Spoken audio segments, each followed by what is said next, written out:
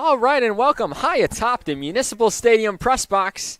Mike Vesci joining you for another doubleheader of post-university baseball here in Waterbury, Connecticut. The Eagles are playing 2 today, but the reason they're playing 2 today is because yesterday they were supposed to play 2 at Dominican, and unfortunately Game 2 was postponed because they had to be off of the field down in New York by a certain time, so they didn't have enough time to get in Game 2. You're looking at Dominican on the field right now, though, because it's a scheduled 9-7 doubleheader today, and because Dominican was technically supposed to be the home team for 2 games out of the 3 that Post and Dominican play this year, this is going to be the game that Dominican is the home team. Post will be the home team in game number 2. And if I have my numbers right, because I was initially told that game 2 is the 7th inning and Post would be the away team in game 2, I'm assuming it's reversed. So this will still be a 9-inning game, but Dominican will be the home team. Game number 2, the 7-inninger, will be Post as the home team. As we get ready for this one, let's get the field set. We're kind of all over the place today as we had multiple home games that we're kind of catching up on. If you wanted to know, if you don't know already, softball lost game 1 in 5 innings, 8-0, and in 9 innings just now dropped to Holy Family 5-4. So those games went final. Earlier today, Post men's lacrosse getting a huge 23-3 win at home against Holy Family University, setting a bunch of records. Too many for me to even go through right now as we get set to throw the first pitch in this game and load up our lineups for you in a moment. We did not realize until just now that the home and away team are going to be switched, so we are working to do that right now. Pavlicek, Cornwell, Corchado, Brennan, Karen, Rivera, Kelly, Keller, Gill, your starting 9 in the field for Post. Batting for Post. I'm so used to saying in the field for Post because typically they're the home team, but again, due to special reasons today, Brennan Holligan gets the start on the mound for Post, and opposing him will be number 19, Anthony Leake, junior right-hander from Pelham, New York. That one's fouled away. It's 1-1 the count here in the first inning of game number 1.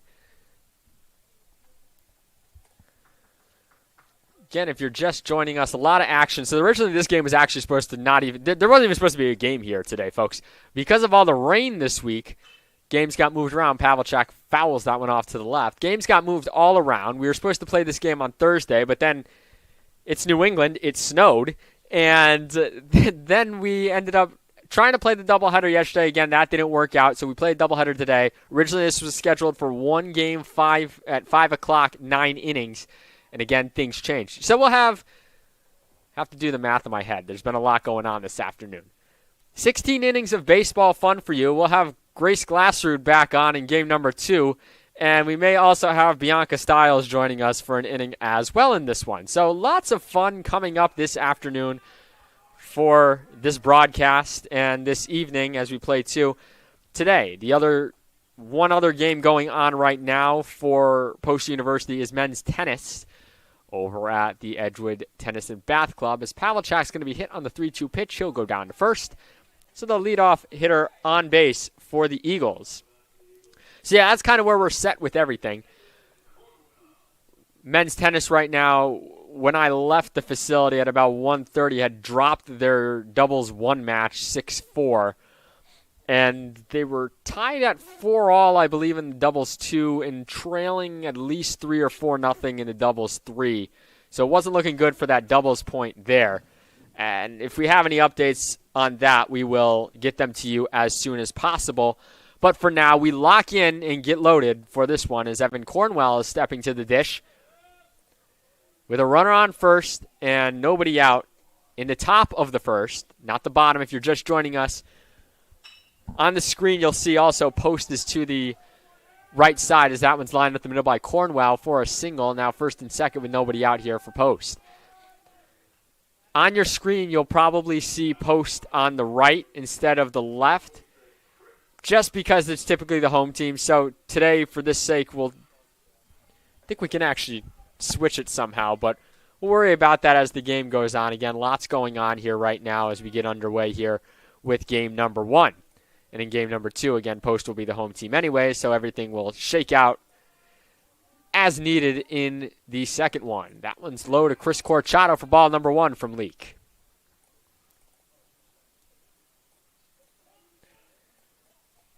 Again, Post coming off of a win in their last game and a doubleheader sweep against Chestnut Hill. They are within one game of 500 now at 13-14.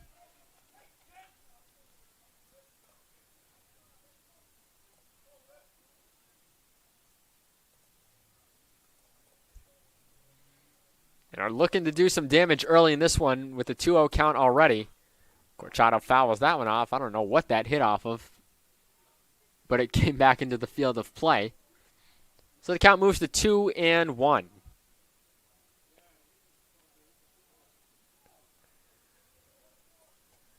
Chilly afternoon here as well, 47 and windy, but we'll take it over the rain as the count moves to 3-1. It's been a wild week of weather that's led to us being able to finally play today. 3 days of rain followed by an earthquake yesterday. Just the outer effects of it, nothing serious. As Corchado lines that one into right field, and that one's going to fall fair? That was a fair ball off the wall. Corchado in the second. He's going to go to third now. Everybody was confused as what was going on. And he's going to be out at third. From the right fielder, I'm trying to... And now it got ruled foul? No, it is still ruled fair. I got to be honest, though. From my vantage point, too, I thought that one was foul. We don't have anybody operating the camera down low to capture that corner. So we apologize if you were unable to see it on your screen. But even from my vantage point, I thought that one hit off the wall and was foul. But the play will go down as a double, 2 RBIs. That'll go 9-3-5 put out. And the Eagles have taken a 2-0 lead on Chris Corchado's double, but the bases are empty because he was thrown out trying to go for 3 because everybody was delayed in getting that ball in. And, I mean, rightfully so, because that was such a close play, and I didn't think that went fair. But, nonetheless, works in the Eagles' favor as this one's popped into the air by Jimmy Brennan. Bloops down for a single into left field, and the Eagles looking for some more now here in the first inning with still only 1 out. They put an error on the scoreboard. I'm not really sure why, because the ball was never even close to a fielder. That is, in fact, a hit. There we go, and now it's a hit on the scoreboard. So 2 runs, 1 hit, no errors for Post in this first inning. If you weren't able to check in with yesterday's game, it was a 10-6 victory for Post in Orangeburg, New York. An 8-run 7th inning made the difference in that one. DJ Karen, a big 3-run triple in that one as he steps to the dish here. Perfect timing to name drop him. Looking to see what he can do here. The 4 hitters in Post lineup yesterday recorded 3+ hits. So they went a combined 13 for 21 with 6 RBIs and 4 runs scored in the victory. As that one looks like it's going to be a pass ball. Going over to second is Brennan.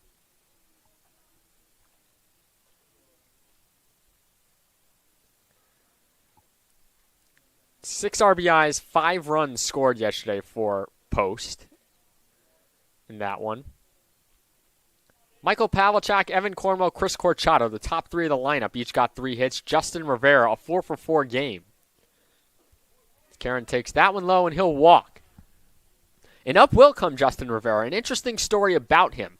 So Rivera, yesterday with his 4-for-4 performance, only the second time in his career in which he's did that. Now, he is a transfer from Bloomfield College. But interestingly enough, when he was at Bloomfield College, he did have a 4-for-4 day, a 4-hit performance last year. And guess who it came against? Post University on April 16th. So that's just an interesting little tidbit of information if you didn't know. Rivera being a transfer, as Bloomfield only has, I believe it's 12 or 13 players this year. Rivera, one of the transfers out of there for this spring.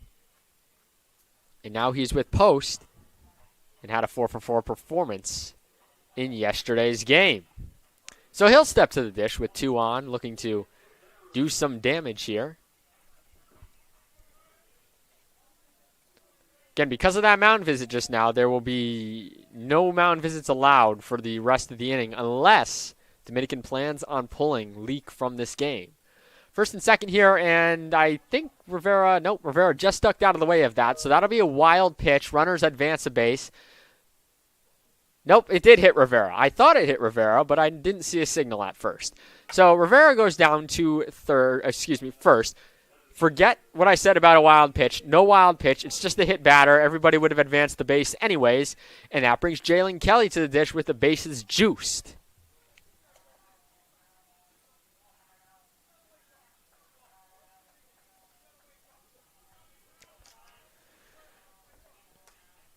So passed ball, a walk, and then a hit batter. All in the last 3 batters for Leak, who's running into some trouble here early. Bases loaded, still only 1 out. Again, a little bit of a close call in right field with the double that Corchado got. But he gets credit for it, and again, it's a bygone now if you're Dominican, and you've just got to figure out how to refocus and get ready to swing the bats when you come up in the bottom half of the inning. That one's in there for a strike. Count 0-1.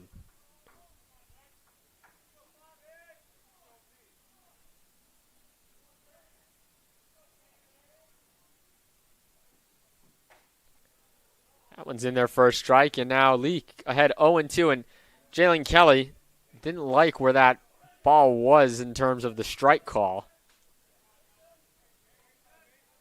Exchanges a quick word with the home plate umpire about it.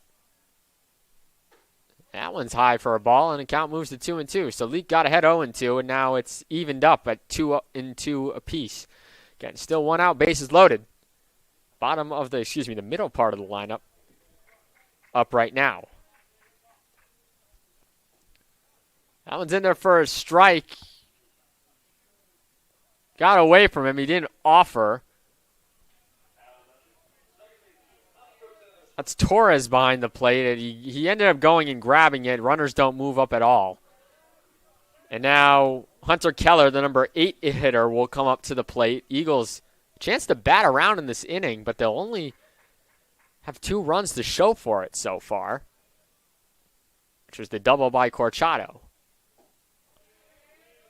Post in their usual cream uniforms for this one with the Post University logo on the back. The Eagles with the orange font for the lettering and purple outline. And Keller's going to pop that one up on the infield. Left side. Getting over there to grab it is Knepper, and that'll do it. So 2 runs, 3 hits, no errors. Leak escapes trouble. The only runs he gives up are on the Chris Corchado double. We get to the bottom of the first. 2-0 Post here on the Nest Network.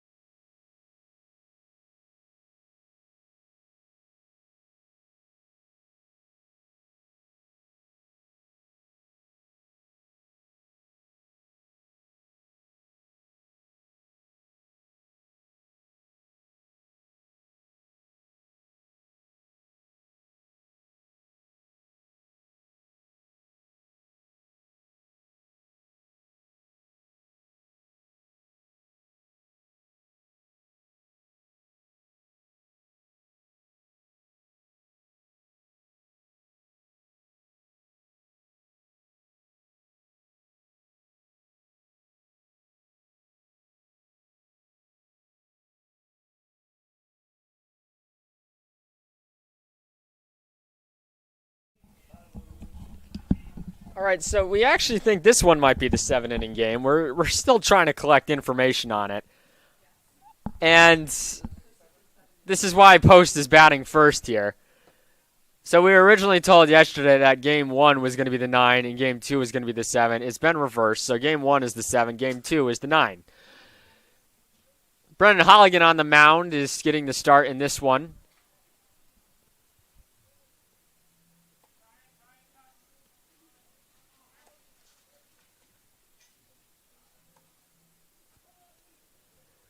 He falls behind 1-0 in the count to Richmond.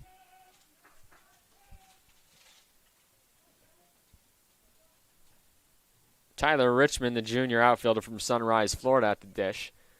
We went over Post uniforms. We'll go over Dominicans. They have Dominican listed on the front, the CACC patch on the left sleeve. And then interestingly enough, I've been able to get a decent view of their backs. They have their last name and number on it, and the number looks like it's in the font of the. Nope, I thought it was, but it looked more pointy from up here initially. I thought it was in the font of the Pirates, the Pittsburgh Pirates, but now it looks like it's just your regular block lettered numbers. As Richmond fouled that one off. Holligan had a great start against Chestnut Hill last week with the shutout win. We talked to him and Matt Seaman, who had the first complete game no-hitter in Post University history when he went 7 innings against Chestnut Hill in Game 1 of that Wednesday afternoon doubleheader, which was a pair of 2-7s. And also keep in mind, too, as Richmond swings it out when it's chopped over to short, Cornwell fields, fires, not going to be in time, should go down as a hit. There's really nothing he could do there, and not really much doing at first. It looks like he would have been safe no matter what, despite the wide throw from Cornwell to Corchado. Post is going to play 5 games in 3 days. So they had the one against Dominican yet, and this comes after, by the way, folks, after having 8 days off because of rain and whatnot and games being rescheduled.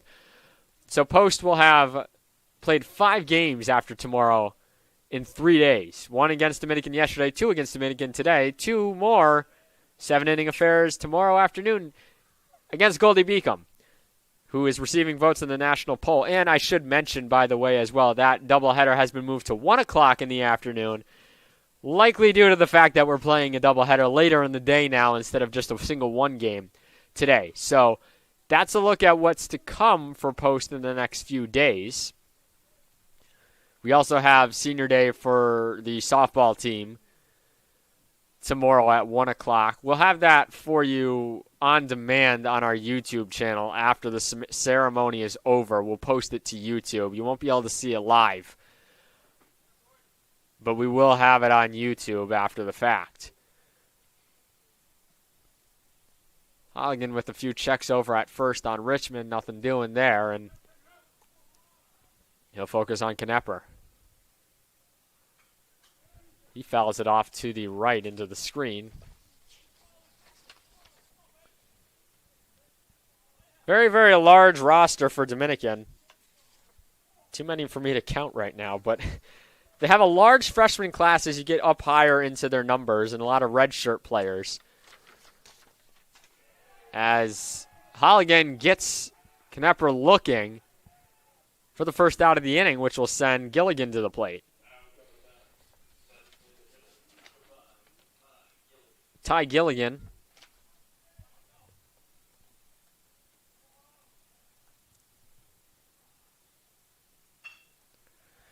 And Gilligan chops the one on the ground to second, flipped by Keller over to Cornwell at first.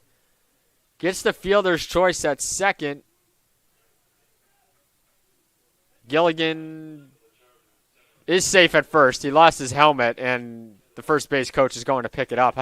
I saw him coming off the base. I thought he was, all of a sudden for a minute, I thought he was called out, and we were finishing up the inning. But Gilligan is safe at first.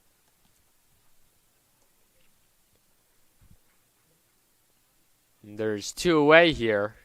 Tying run technically is at the plate again since it is a 7-inning game. That's important to note. That one's in there for a strike. Count 0-1 to Kettle Tucky. No, that's not his full name. His first name is Davin Kettle Tucky. So Kettle Tucky to the dish. That pitch is, I believe, ruled the ball. But I thought I heard a yell for a strike at first. That might have been just for the throwdown. Gilligan steals second. Still no change in the numbers on the board, so I'm not 100% certain. It still says 1-1 up there. Pitch did look off the plate. That one's fouled off. Well, now we know for sure there's 2 strikes. So it's either a 2-2 or a 1-2 count. It looks like the board says 1-2 now, so we'll go with that. 1-2 count. Yep. Umpire just confirming it as well. 1-2 count coming here as the Eagles look to escape this one. And Kettle Tucky lines that one in the right field. Pavelchak right there. He makes the play. That'll do it for the first inning. So, one runner gets on with an infield single, but nothing across the plate for the Chargers after 1. Post 2. Dominican, nothing.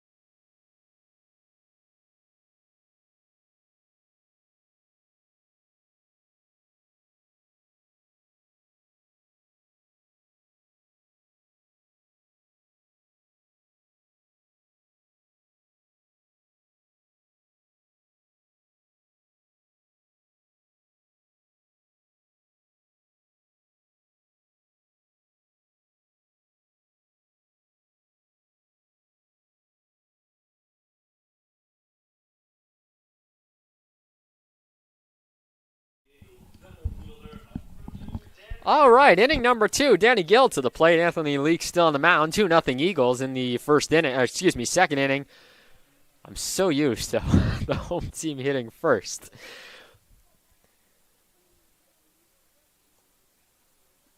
As that first pitch is in there for a strike to go. I got to make sure I reframe my mind, though, for the CACC playoffs tournament because that will be posted by here.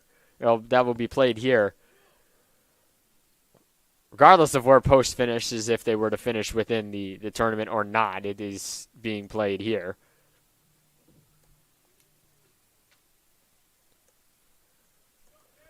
One count to Gill. He chops that one awkwardly off in almost his hands. Leake throws over to first, though, and he's retired 1-3. Looks like it jammed him a bit. I'm willing to bet, having played a little bit of baseball back in the day, with that being a metal bat, it may have just wrung his hands a little bit. Or else that ball would have probably been called dead, if I had to guess, by the home plate umpire, if it had gone off of Gill. Now, because he swung, it would have been still ruled a foul ball. That one's chopped over to third, throw over in time. That was Deonta. Over to Reyes for the second out of the inning. Second out of the inning. My apologies. That was Pavelchak at the dish. That one's off the plate for a ball. 1-0.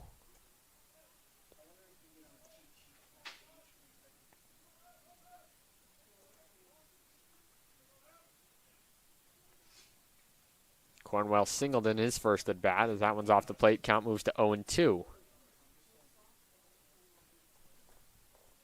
2-0. That one's in there for a strike. Count moves to 2-1. Eagles, after that opening series split, as that one swung on a miss by Cornwell, after that opening series split to Felician, have rattled off 3 straight conference wins, looking to make it 4 here in game number 1. Already in good shape to do so with the current look of this one as Cornwell swings and misses. And that'll do it for the top of the second. We heard our friend John Woods downstairs announcing that the next batter there. But nope, that inning is over.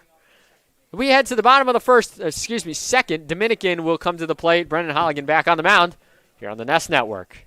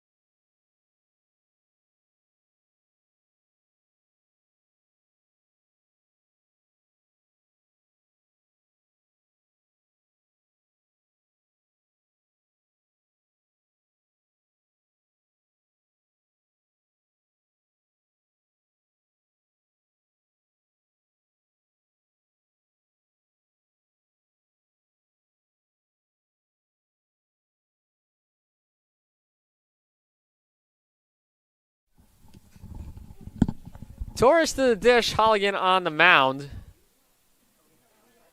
We're just making some switches too, so I apologize if I'm a little silent in this one. Again, we found out some stuff. We found out those changes as the game was getting underway. And from the SID perspective, there are certain things that need to be updated to make sure everything is correct on the website. And right now, we're trying to make sure everything looks correct because it makes a lot of hassle for the post game if things are not labeled correctly for it. But it looks like we're pretty much, we're good now. Okay, we're finally all set there, which means we can get back to the action. So here in the bottom of the second inning, not the first, because I keep saying the first by accident, Torres up to the dish and seeing if he can do something for these Chargers here as they trail 2-0 on Chris Corchado's first inning double, which if you missed it live, very 50-50 call.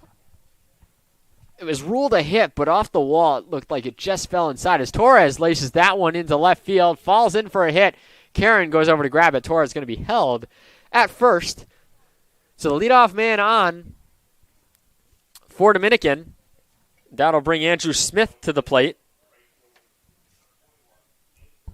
Smith had a couple of hits yesterday to help the Chargers take a brief lead. Chargers led 3-2 heading into the 7th, and then the Eagles exploded for 8. And that was all she wrote.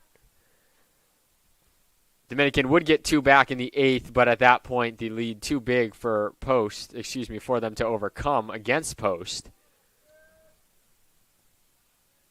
So trying to see if they can force a rubber match in game number 2 in this one by winning this one. Smith at the dish, not wearing any batting gloves. You don't see this too often.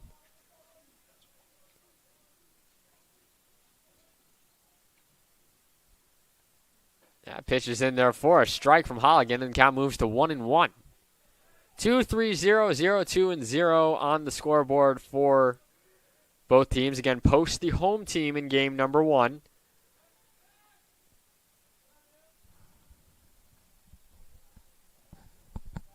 Again, even though you're seeing on the scoreboard on the screen that Post is on the right side, and if you see it on the break board as Post being listed below, that's because typically we are the home team. We just didn't know until the game started, so we didn't have time to flip that. But Post is away for game number 1. Game number 2, they will be the home team in the 9-inning affair that will take place. Holligan deals. Smith fouls that one off towards the first base line. I talked about ringing that ball off the bat and it being a little bit painful depending on how you hit it sometimes, especially in the cold weather. I can only imagine if that's what happened to Gil when he swung at that pitch. Could not have felt good, and I can't imagine how it would feel for Smith trying to hit the ball either with no gloves on, as Holligan retires him 1-3 on the chopper back to Junior on the mound. Holligan stands at 6'5", 205. Right-hander from Las Vegas, Nevada, and transferred from the College of Southern Nevada. Got a few West Coasters on this team. Most of these people are local, though, for head coach Ray Skold's team. After that rough start to the year 2, Coach Skold now has 84 career wins. He's 84-82 in his career, 5 years here at Post.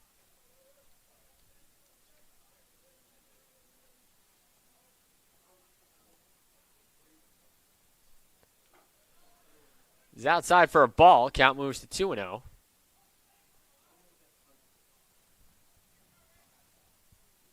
Getting a tally, too. Coming into this year, Coach Skold already had 100 wins. That one's high for a ball. So in 5 years at Post, he's 84-82. Coming into the year, because of his one season at Lake Erie College, he was 190 coming into the year. It's in there for a strike. Looked like Reyes was going to offer and try and sacrifice, but then pulled away at the last minute. But then also stepped out of the box, too. A little weird array of events there. That one's high for a ball, and that'll be a walk. So Reyes on. And that'll bring Deonta to the plate. Deonta. Jeremiah Deonta at the plate with 2 on, 1 out here in the second inning.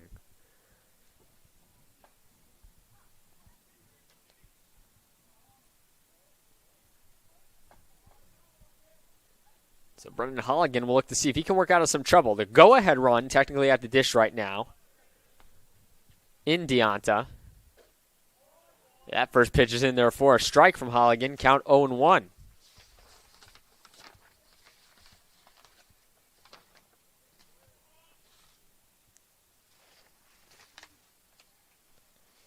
Holligan ready with the delivery. Fires high for a ball. 1-1 the count.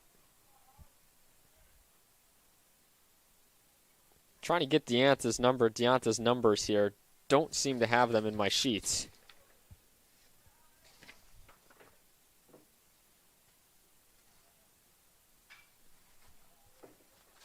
There he is, down at the bottom. 4 games played so far this year. He's made 7 at-bats, 2 hits. So this is only his 5th game of the season. He's hitting .286 coming into the day.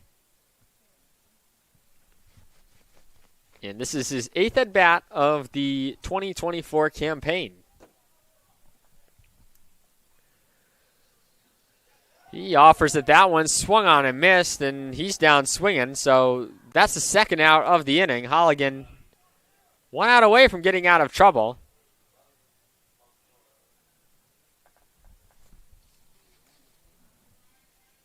Ryan Bongiorno, yes, that is correct. Bongiorno is at the dish.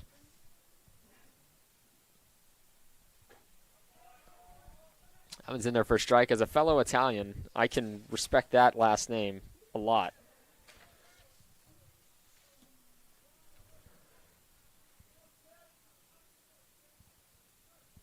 Holligan got ahead in the count 0-1 to Bongiorno. That one's outside. Count evens up at 1 apiece. 2 on, 2 out. Holligan looking to escape a little bit of a jam here. Leadoff single by Torres. He advanced to second on the ground out by Smith, and then Reyes walked. For Deonta was down on strikes just a moment ago, and now Bongiorno has a 2-1 count.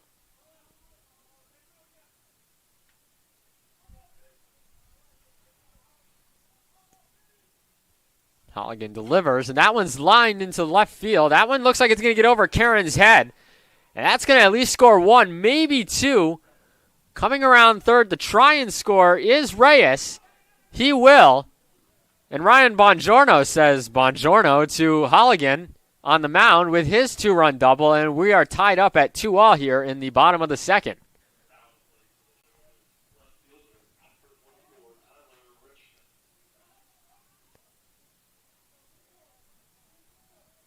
So a two-out, two-run, game-tying double for Bongiorno.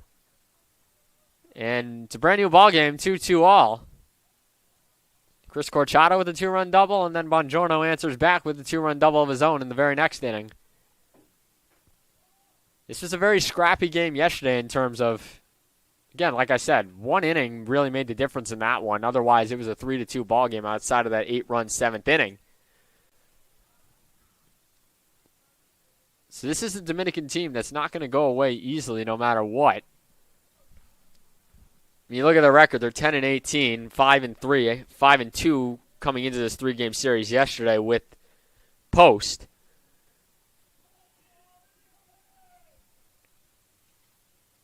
That one's lined foul by Richmond. He was 1 for 1 to start the game. Yeah, it's just something interesting to note. Like, a lot of these teams you're going to see, you might go to their website, you might see that they have an under 500 record. But what you don't see in that record is the fact of the teams that they play, especially in the early part of the season, are the down south teams. That one's outside from Holligan. And those teams down south, depending on who you play and depending on how hard you make your schedule, it can be difficult to win games down south. We saw it with Post early on in the year with a lot of their early scheduled games being against teams like the number 2 team in the nation in North Greenville. Wow, what a noise that made as that one went right off of one of the poles that forms the backstop. Sounded like a tuning fork from up here, and Richmond ducked out of the way as it started to come back into play. But as I was saying, record isn't always indicative of the team that you're watching because of the teams that they play early on in the year. For example, Post playing the number 2 team in the nation. That one's outside for a ball. Richmond's going to walk to first, and it's back to first and second now with 2 outs as it was just a moment ago. David Nepper comes to the dish. So far in this one, Post has left 3 runners on. Dominican just 1.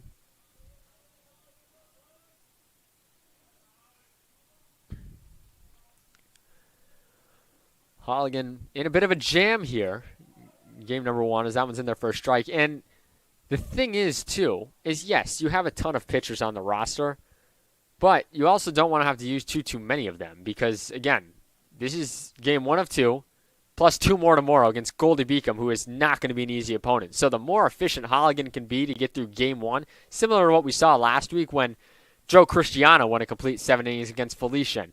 And then you had that second game where they didn't use too many players in the 7-inning affair. And then last week in the Chestnut Hill doubleheader, as that one's lined over to Keller at second, that'll end the inning. Finish that thought as we get to the top of the 3rd inning. Tied up at 2 here after the 2-run double by Bongiorno here on the Nest Network.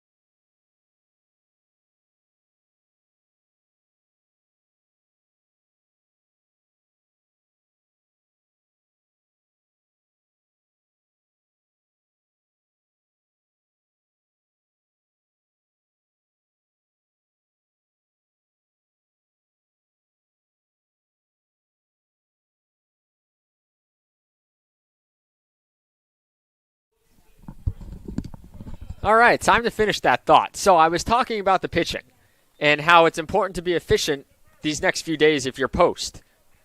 Because like I mentioned, great efficiency from Seaman and Holligan last week in doubleheader. You just had 8 days off. Everybody should be well rested who is healthy and ready to go. As that one's chopped on the ground by Corchado over to third. He's thrown out at first. One away. I'm just looking, and there's actually a new first baseman. That's number 25, Jake Chazenkram at first, not Reyes.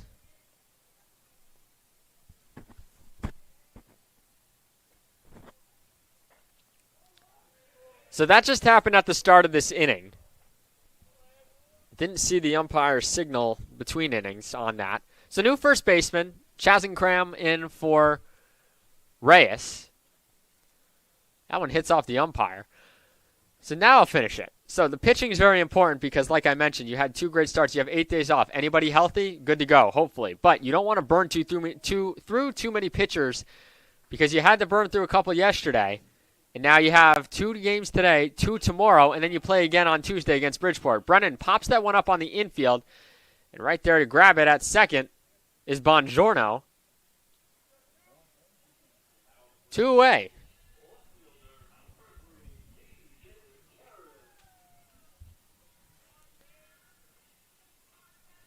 DJ Karen now to the dish. Again, he had that big 3-run triple in the game yesterday.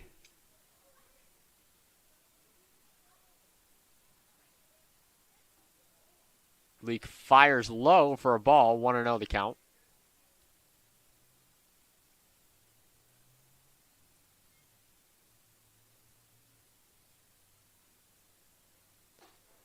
That one's high for ball 2. Again, if you're just joining us, too, lots of action on this Saturday for Post Athletics. We're just coming from the men's lacrosse game that started at noon for this one at 4. That one's outside for a ball 3-0. Eagles winning that one 23-3 and setting multiple records. Robbie McGrain, his 100th career goal, set the single-game program record with 10 goals, as that one's in there for a strike. A 10-goal game for him. Ryan DeNike tied his own record, second most assists all time in a single game at 5. That one's in there for a strike, and it counts 3-2. And a bunch of team records that were broken or put in the top 5 by the Eagles today. It's low for a ball, and Karen will walk. That'll bring Rivera up with 1 on.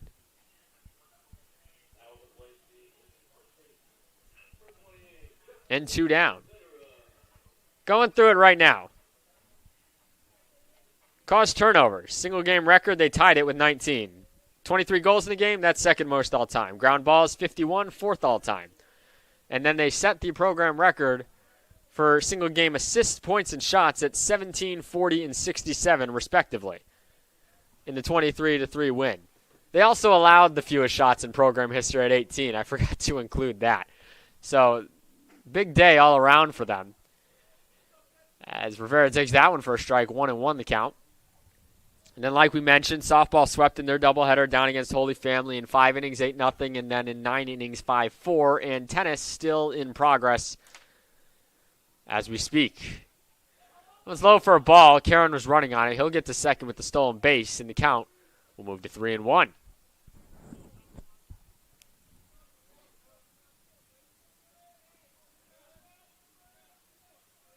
Excuse me, 2-1. Our scoreboard operator was really quick with getting that second ball up there that I thought when I looked up that I missed one. Now it's 3-1 the count. Eagles looking to try and take the lead here in the top of the third. Runner on second on the stolen base. It's fouled back. Now we'll go to a full count again, this time with Rivera. This Leak looks to escape trouble. Post has now left 3 runners on, so has Dominican. That one's chopped high over to second. No, actually, the shortstop's going to come in and grab that.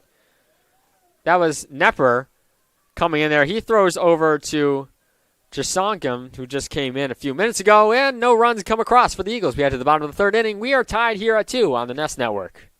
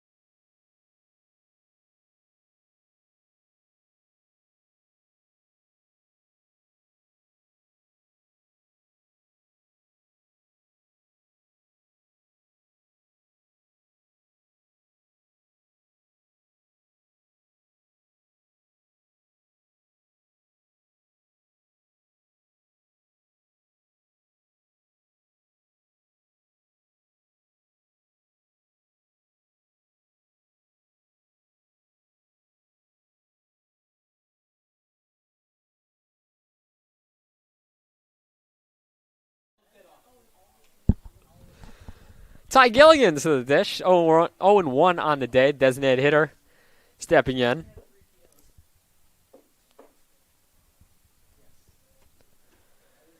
Pitches outside for a ball. Count moves to 2-0. Richmond, the only one at the top of the Dominican lineup with a hit so far in this game. And now Gilligan laces that one into center field. Going over to grab it is Gill for the first out of the inning, which will bring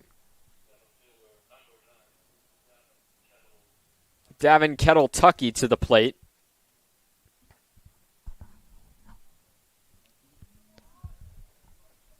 I think that might be the first double last name we've had this year, not Municipal. And he's going to bunt foul, looking to try and get on base that way against Holligan. So the count will go to 0-1. Everything looks even on the scoreboard as well. 2s and 3s and 0s. Runs, hits, and errors for both teams. Both teams also with a 2-run double to get them those runs. Both teams also had first and second to get those runs. So a lot of parallels so far in game number 1 of this 7-inning game. Game number 1, 7 innings. Game number 2, 9 innings. Cloudy skies like it's been most of the week so far, but it is chilly outside. And Holligan looks like he was ready to deliver. I don't know if time was called and that's what kind of held him up there, but we'll just do it over again here. 1-1 the count.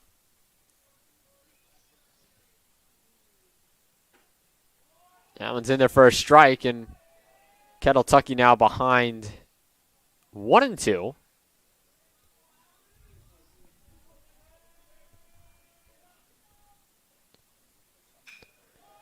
That one's popped into center field. Nope, sorry, excuse me, to shortstop. Cornwell there to make the grab. Off the bat, it looked like it went straight up. It's hard to see because it's cloudy skies, and then you've got the fence in front of us, too. So it can be hard occasionally to see it. With the wind swirling the way that it is also, you're going to see some balls probably move all over the place. I see the flag to my left blowing left to right. But it's been windy this last week or so up in this area. That one's going to be lined into left field. Karen there leaps, makes the grab, and the side retires. So nobody gets on base. No one gets a hit. No one's left on base. No errors, no runs. We head to the 4th inning. We're tied at 2.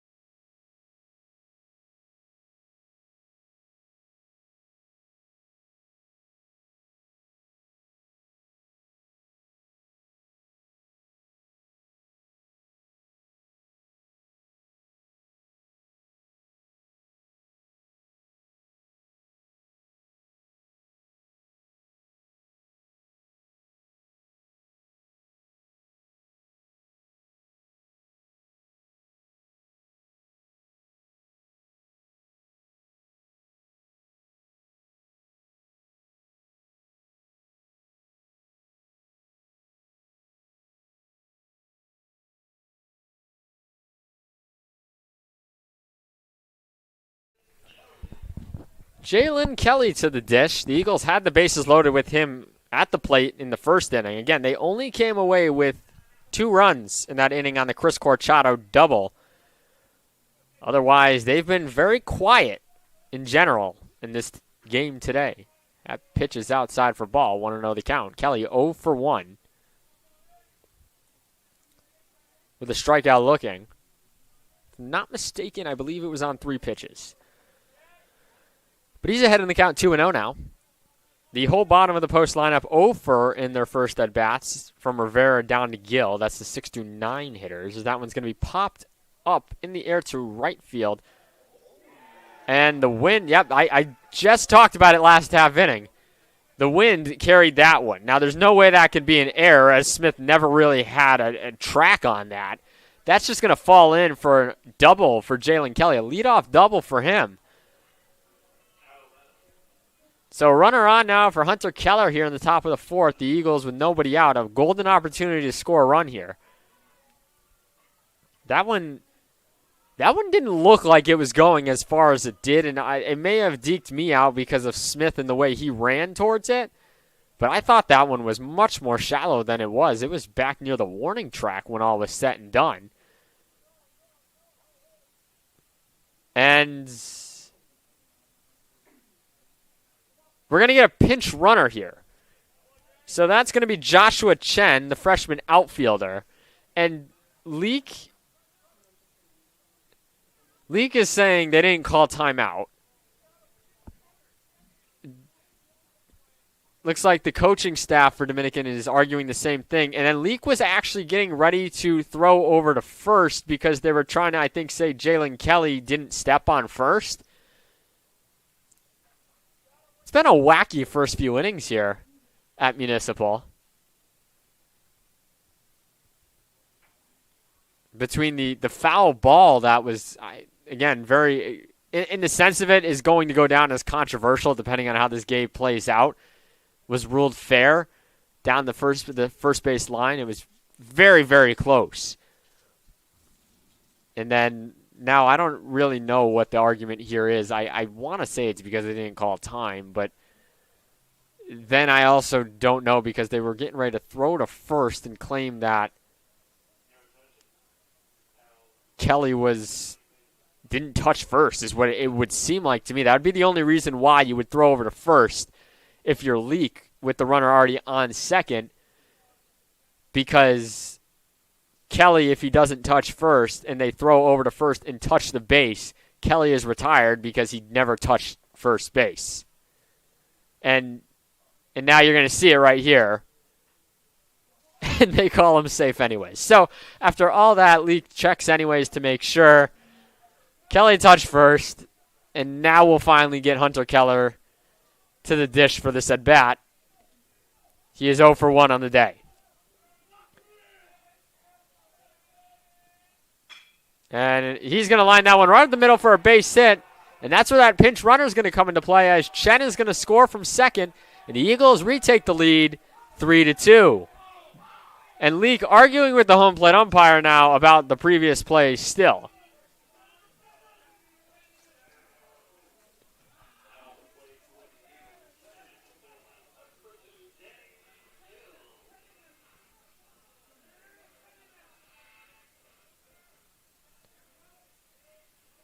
Now we're going to be a mound visit with one of the... There's a lot of coaches listed on the Dominican staff, so I don't want to guess who it is. Chad Dusler, Edward Thomas, Jason Quadagnino. And then they've also got Victor Rosario, Dave DeMarco, and Tommy Fitzgerald on their staff as well. I believe they have numbers on their jackets, but the number's not facing me right now, so I can't even tell from that. But Leak will look to lock back in here. Runner on first in Keller, who just had the RBI single. Danny Gill to the dish, the 9-hitter.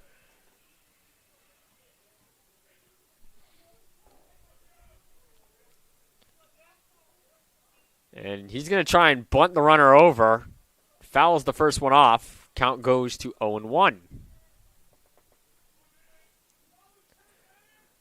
So it's been a very weird first couple of innings with a few different wrinkles to it. Again, that last play here to start the inning with the double, it didn't look like Kelly missed the base at all, but you sometimes you check just to make sure in case you can get it out like that. As the sacrifice now, Leak is going to fire over to first, retire Gill.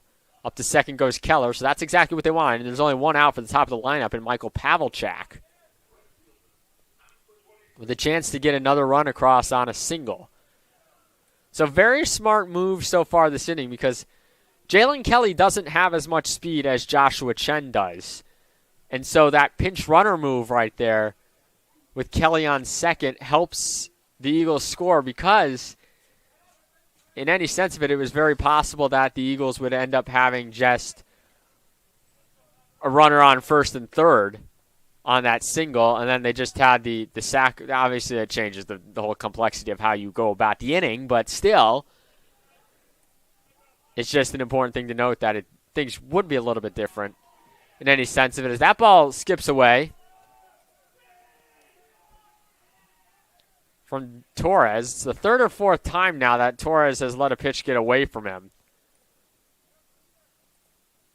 as the Eagles now, just like that, runner on third, one out. A sacrifice play a sac fly would score a run. And now the infield entirely in for Dominican, looking to prevent that run from scoring. And, oh, nice grab there at short, but it bounced off of the glove.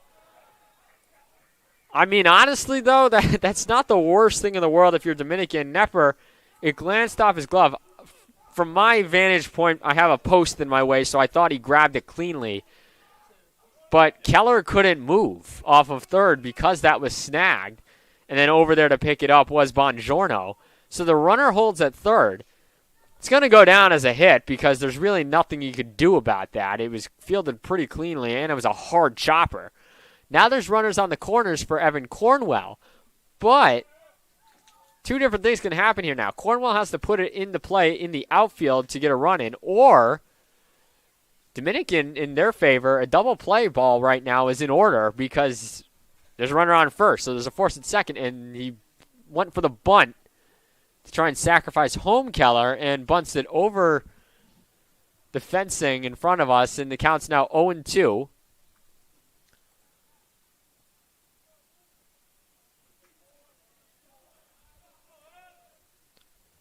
Again, only one out here. Pitch to waste there from Leak. He does. Count goes to 1-2.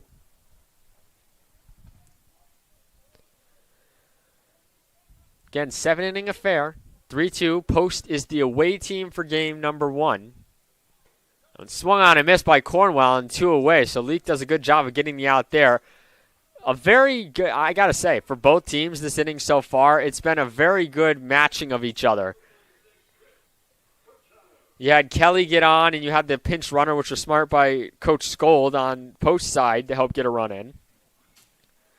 And then you had, on the flip side of that, as that pitch is outside, Rick Giannetti's team brings the infield in with 1 out and a runner on third after the pitch got away from Torres. And now, just like that, you're able to set up a double play ball, and then Leak gets into a 2-out situation now as he got Cornwell out on the strikeout. And now trying to do away with Chris Corchado, but he can't do that. That one's going to be lined into right field, a base hit. Already running to third was Pavelchak, so Smith, who booted that ball a little, that's not going to be an error because he was straight up going to third no matter what. There was no stopping between second and third. Run scores, Corchado now with 3 RBIs on the afternoon in game number 1. It's 4-2 Eagles. And as I was mentioning, it is a 7-inning game. Post is the home team the away team. Dominican is the home team because they were supposed to be in 2 of the 3 matchups between these two teams. Rain postponements, everything weather postponements, venue postponements have led us to a doubleheader here at Municipal on Saturday afternoon. And that's why Dominican is the home team for game number 1. Game number 2, 9 innings, will be Post as the home team per usual. Tomorrow, back to normal. Goldie Beacom will be here it'll be 2 home games for your post-University Eagles. So that one is swung on and missed by Gill. He wasn't happy with that cut, I don't think. I can't repeat what he said, but I could read what he mouthed from up here. Excuse me, that's Jimmy Brennan.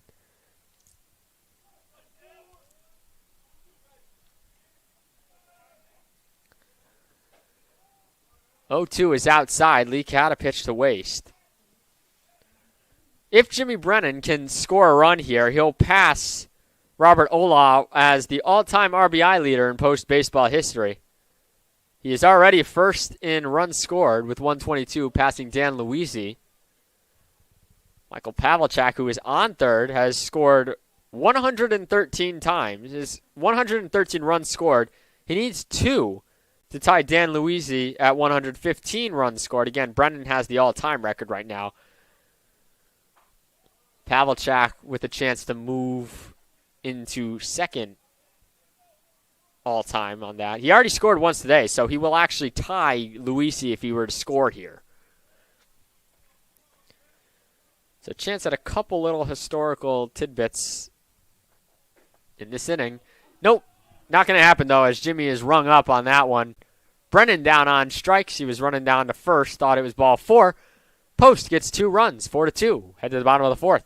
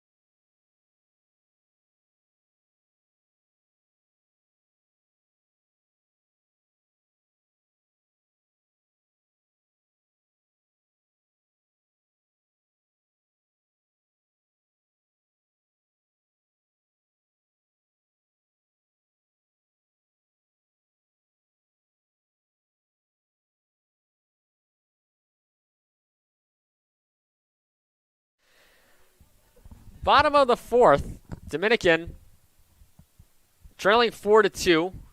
Again, they are the home team in this one.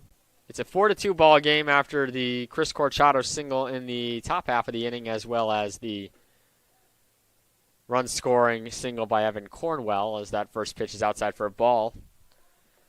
And ironically enough, at the plate right now,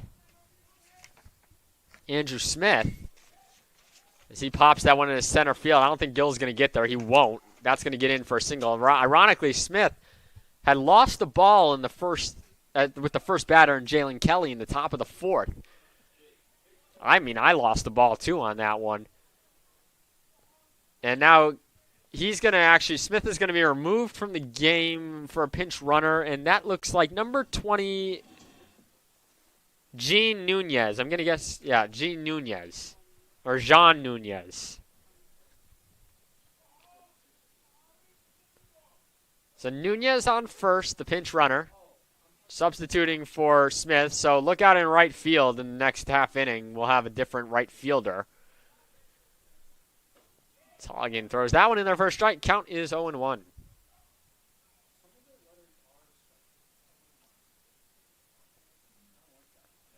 I did actually so I wasn't seeing things earlier. I just heard Derek Mosher to my left say some of the jerseys do have spiked numbers and others don't. So some of them do have that pirate-esque look to them. Others don't. Kind of interesting. A little bit of a variety as Holligan throws a variety of pitches there to get that out, as that's a strikeout there. Jason Cram, who was a pinch came in as a fielding substitute a couple innings ago. He's down on strikes, and Deonta now up to the dish. He's 0 for 1, third baseman. Tying run in him at the plate, technically. Bongiorno, who had the 2 RBI double in the second, is on deck. Nope, sorry, that's another pinch hitter. That's Joseph Coppola at the plate. So Deonta not coming to the dish, Coppola at the dish. That one's in there for a strike. A lot of changes from this Dominican team here in game number 1. More than I would have anticipated.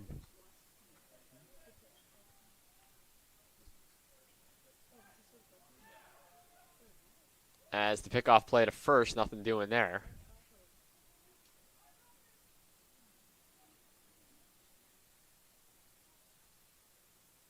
Seven hits so far, 4 posts, only 4 for Dominican. Fouled off by Coppola. Count 1-2. Again, 7-inning affair. 30 minutes after game 1 ends, we'll have game number 2. Right back here.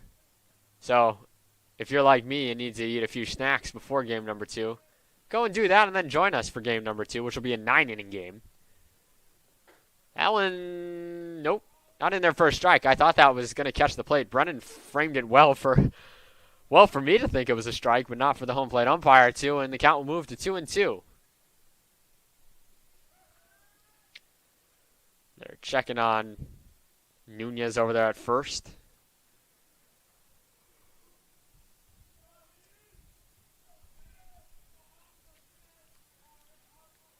Coppola in the 2-2 count here. Nunez taking off for second, and it's fouled off. Yeah, that's going to be strike 3. So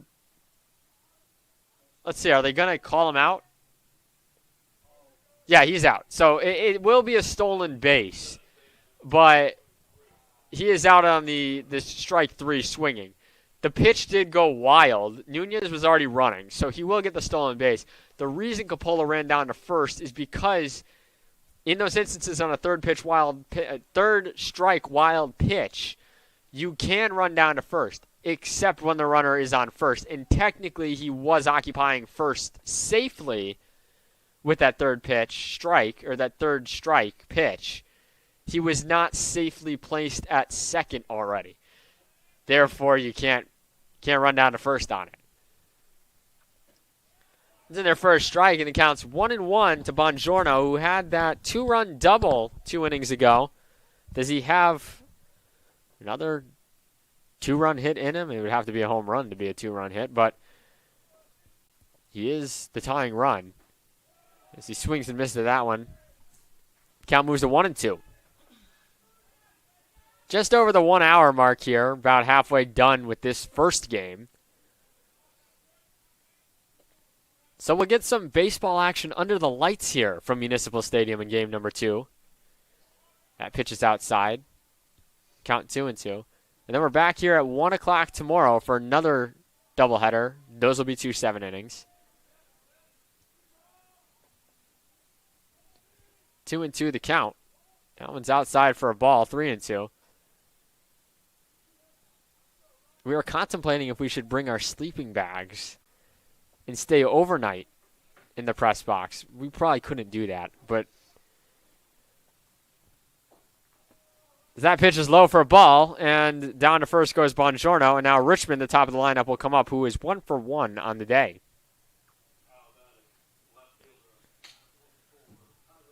I also just noticed that the Dominican helmets, too, have it's not stickers, it's the elevated, like the raised ones you see in the MLB logos. Pretty cool look to them.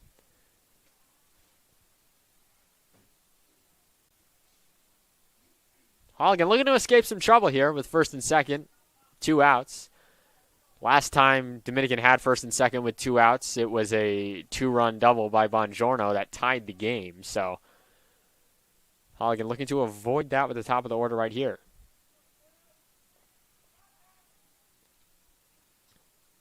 Halligan was looking to throw over to second and just get Nunez back in the bag, as Nunez is pretty quick on the base passes, as we just saw. We're going to have some changes in between innings. That one's high for a ball. Count moves to 2-0.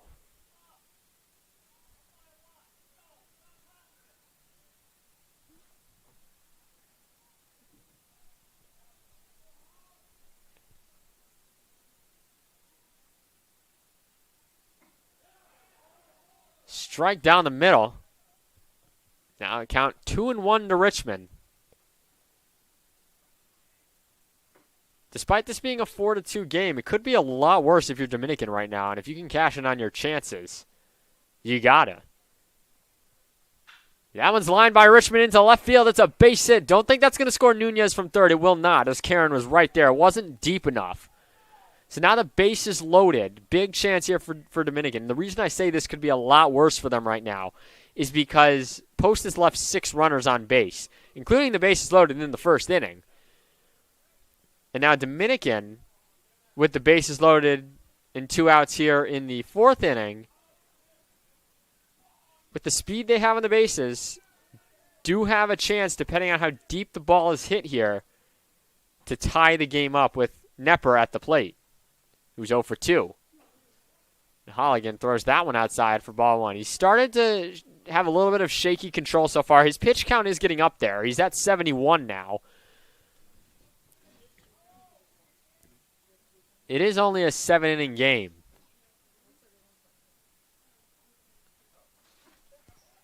That one's outside for a ball, 2-0. Just missing the plate there, Holligan was.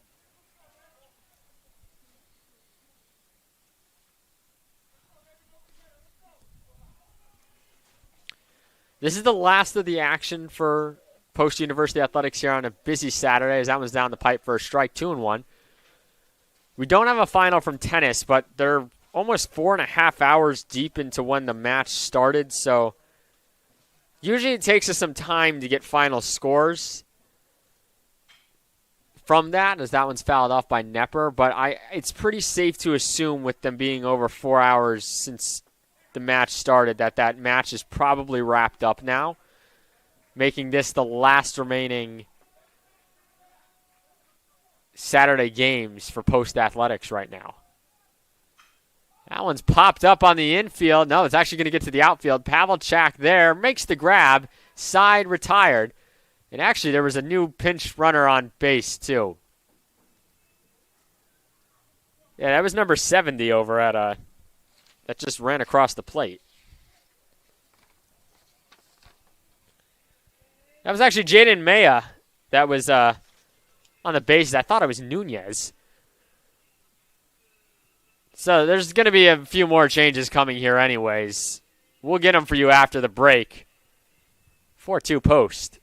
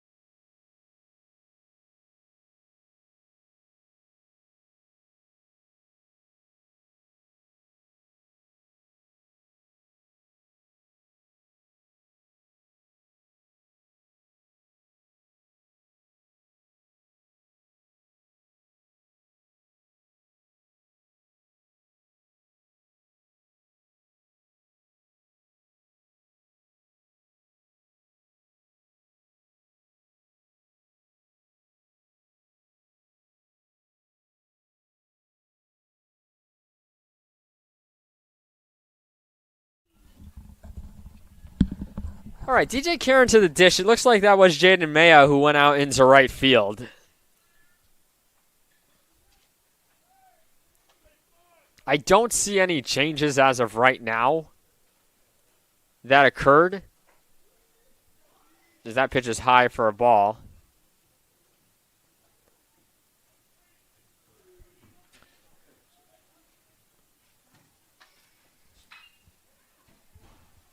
So we'll have to take a look at some stuff. That's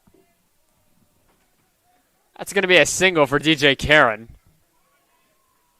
So it looks like on the Smith single, it wasn't Nunez who pinch ran. It was Maya. Maya got to second.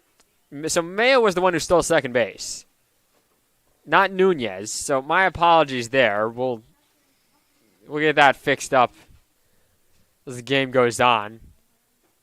And now you got DJ Karen with a leadoff single. I lost sight of the ball on that single. So numerous fielding changes for Dominican here in the first 5 innings. And we apologize if we're kind of late to the show on them. It's been kind of difficult to see who's going where. Everything else, though, looks normal. And it's a 1-1 count to Justin Rivera. That's going to be chopped over to second. Chance for a double play ball. They will get it. 4-6-3 goes the putout. That was Bongiorno. Over to Nepper. Over to Chesonkum.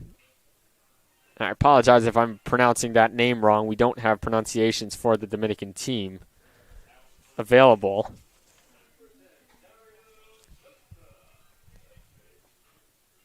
Maya now in right field, the freshman. And now Dario Sosa is the pinch hitter for what would have been Josh Chen, who pinch ran a couple innings ago when Post got those. Excuse me, that was last inning. When Josh Chen pinch ran last inning to help Post get a run. Swung on a miss by Sosa. Sosa had a great start to his Eagle career down against Palm Beach Atlantic. Hasn't played regularly since getting back up north, but has had a few hacks at it since conference play has started. That one's fouled off. And caught by Torres behind the plate. They're going to check that ball and not give it back right away, mostly because of the fact that it dinged right off of a pole again. 2 outs in the 4-2 ball game. That one's low for a ball. Torres unable to find it, and he seems frustrated with himself too now. I mean, he's even on when there's not been plays to be made with the ball skipping away from him. It's happened numerous times now. I don't want to say I know an accurate count because I don't, but that had to be the 6th or 7th time a ball's gotten away from Torres. If that one gets away from Torres too. 3-2 to count. And I can't tell from my angle because of where I am if it's low pitches that are hopping up on him or if it's just squirting away because none of them are coming off too hard on him. That one just kind of squirted away.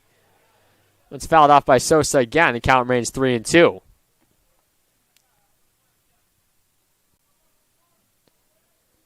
And in situations where you have runners on base, every base matters, especially in a close game like this, that those small advancements can mean big runs for one team or the other. As that one's sliced foul by Sosa, the count remains 3-2.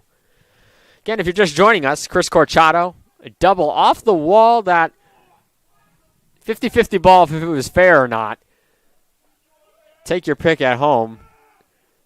Made it a 2-0 ball game, and then Bongiorno for Dominican responded with a 2-run double of his own in the second. As that one is off the glove, I believe they called that a strike. They did. Torres over to first, so a strikeout looking 2-3. I think Sosa was a little bit confused too on what was going on, but another pitch gets by Torres, and that one was straight down the pipe too.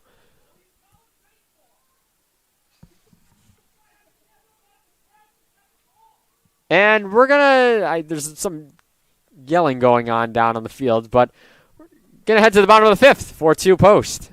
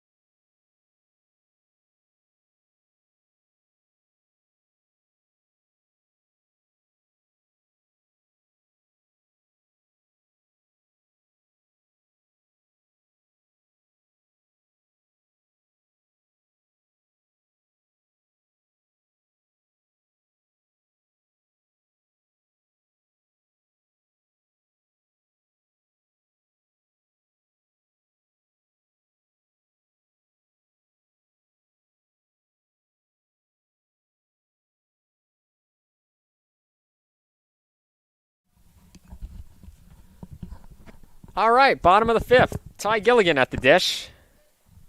Post still leading 4-2.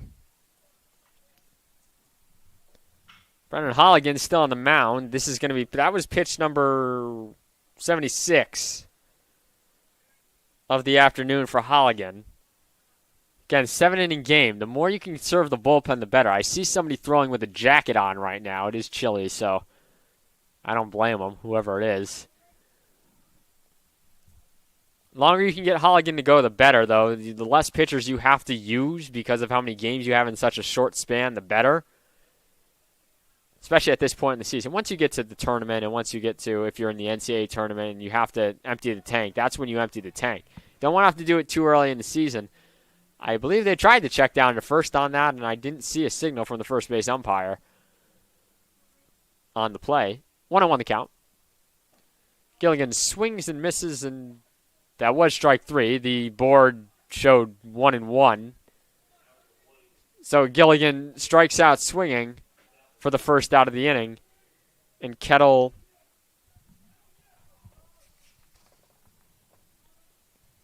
Tucky coming to the plate. He's 0 for 2 today. The top four of the Dominican lineup, only 2 hits, and Richmond's got both of them. That one's in there for a strike. 0-1. The only ones who have really had Holligan's number are Bongiorno and Richmond. Richmond obviously with 2 hits, Bongiorno with the RBI double. That one's in there for a strike. Count moves quickly to 0-2. There is 1 out in the inning.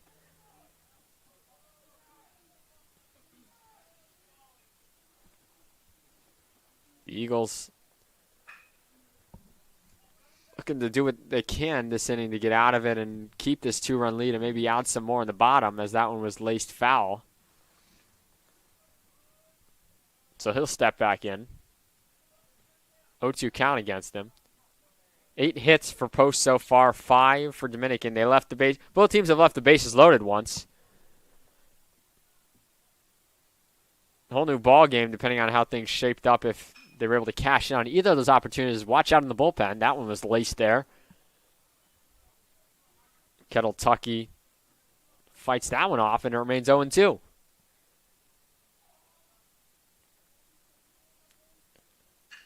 That one's chopped over to first. Corchado with a nice dive over to Holligan, and he's retired. I thought he barehanded that one for a second, but Corchado with a top play there. That's going to make the end of the year Swoopy's highlight reel, I think.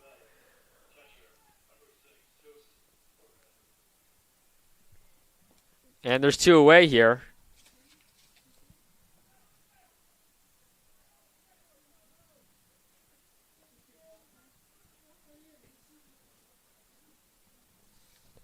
Apologize, it's the bottom of the fifth. If I said top earlier, I may have said top of the fifth, but again, Dominican is the home team for game number 1.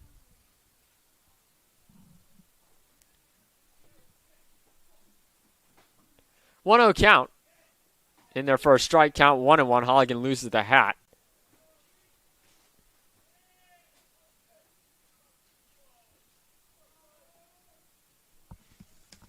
Checking on deck, that is Maya. Jaden Maya, who pinch ran an inning ago. And Holligan now 1 strike away from getting out of the, inning. On what would be, I believe, if the numbers are correct right now, a 11 or 12 pitch inning. Outside for a ball, 2-2.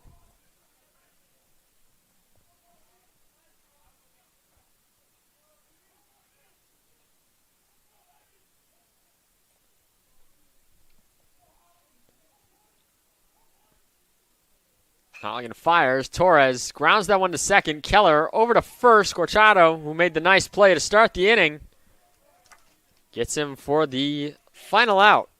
No runs, no hits, no one left on base. We head to the 6th inning, 4-2 Post.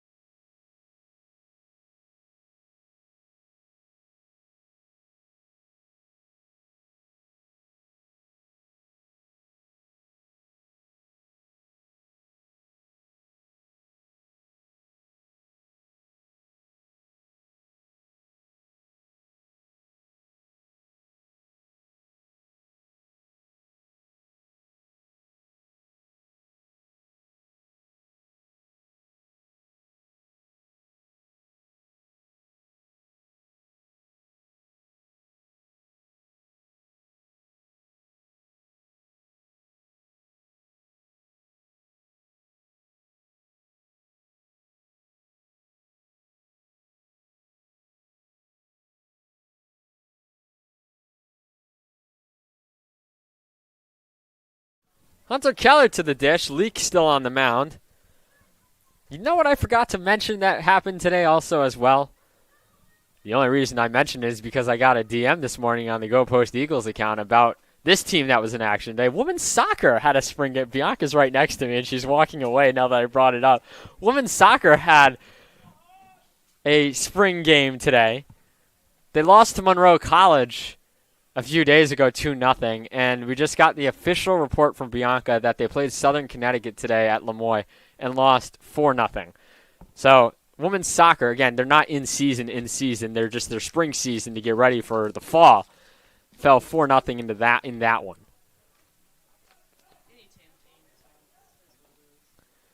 They did play Southern Connecticut earlier this year at home. They lost 6-0 in that one. Again, women's soccer, men's soccer, all those teams will be back in action come this fall at Lemoyne Field. And you can catch Bianca, who's right next to me right now, on the field, anchoring the defense for the Eagles. It's low for a ball, 2-2 the count.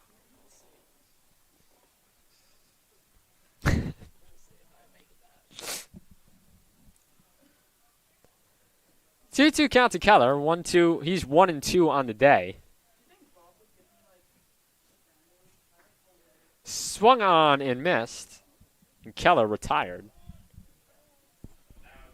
Bringing Danny Gill to the plate.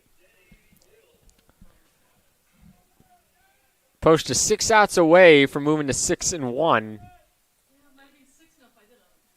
in conference play.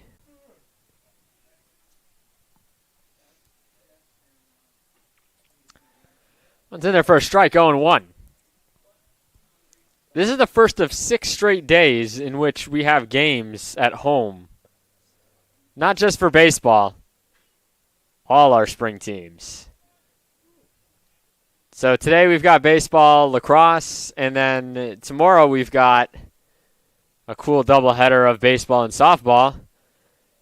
And then we've got tennis on Monday.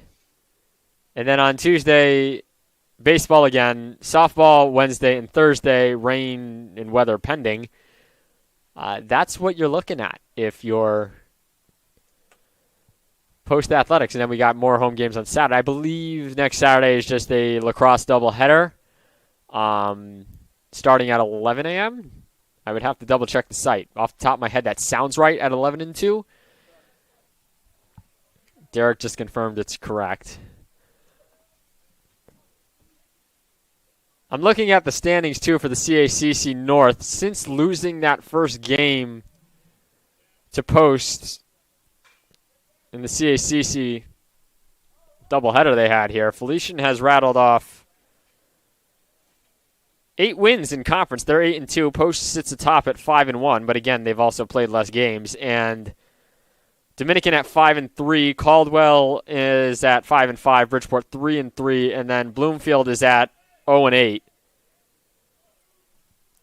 The Bears have struggled mightily this year to try and get that first win. They will visit later this year. They lost game 1 in 7 innings today, 30-3 to Bridgeport. They currently trailed 22-0 in the bottom of the 6th in game number 2. So that one's probably only going to go 7 innings. And Bloomfield will drop another. I believe that would be 0-9 now in conference play. Again, they're a shorthanded team as Gill lifts that one into right field. Oh, Maya. Jaden Maya, that's why I said that, makes a nice diving catch in right field for the second out of the inning. And Michael Pavelchuk will come at the top of the lineup. And 2 outs here in the 6th inning. Top of the 6th. Again, Dominican is the home team in game number 1.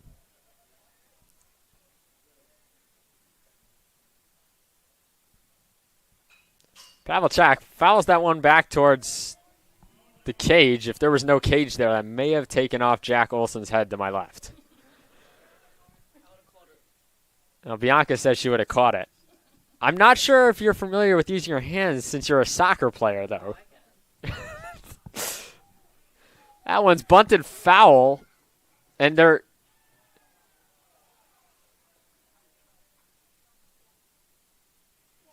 I mean, I thought that was a strike anyways. I thought he fouled it off, so I don't know what the appeal was for, but maybe I missed it. I thought I heard the bat. It could have just gone around him, and they were appealing if he was still offering at that time. So Pavlicek down 0-2 in the count to Leak. Leak fires, swung on and missed. 4-2, we head to the bottom of the sixth. Post leading.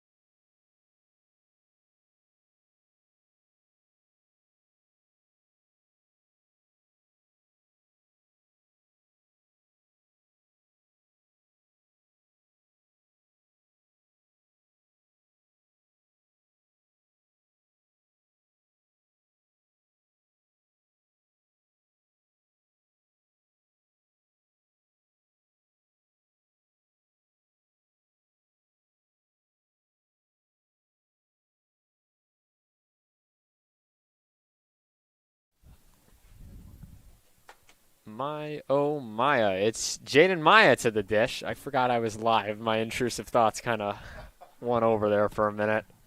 He's at the dish, bottom of the sixth. It's been a long day, folks, between getting here early for lacrosse and now a pair of baseball games this evening. And then we'll be right back at it tomorrow, like we mentioned, with two more doubleheaders. Jeff Nelson will have the call for you at softball. He had the call for lacrosse earlier today. And Chris Del Sordo will be on the call for baseball starting at 1 o'clock. Be sure to tune in for that one.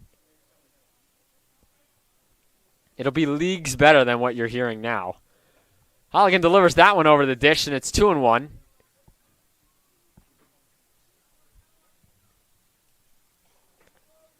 Post leading 4-2. Trying to see what they can do, as that one is chopped off the hands of Maya. Corchado over to Holligan. He's retired. So, one down.